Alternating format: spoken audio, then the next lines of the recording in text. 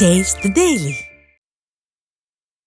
திருப்பத்தூர் மாவட்டம் ஜோலார்பேட்டை அருகே அதிமுக ஆட்சியில் கட்டப்பட்ட நிழற்குடையை இடிக்க முயன்ற அரசு அதிகாரிகளுக்கு முன்னாள் அமைச்சர் KC வீரமணி கடும் கண்டனம் தெரிவித்துள்ளார். பொதுமக்களின் கோரிக்கையை ஏற்று தாமலேரி முத்தூர் கிராமத்தில் அதிமுக ஆட்சியில் ஜோலார்பேட்டை சட்டமன்ற உறுப்பினர் தொகுதி மேம்பாட்டு திட்டத்தின் கீழ் சுமார் 15 லட்சம் ரூபாய் மதிப்பில் நிழற்குடை அமைக்கப்பட்டது. தரமாக உள்ள நிழற்குடையை அரசு அதிகாரிகள் இடிக்க முயன்றபோது அவற்றை தடுத்து நிறுத்திய முன்னாள் அமைச்சர் KC வீரமணி, ஸ்டாலினும் அவரது மகனும் புதிதாக நிழற்குடை அமைக்க வேறு இடத்தை தேர்வு செய்து விளம்பரம் தேடிக்கொள்ள வேண்டும் என தெரிவித்தார்.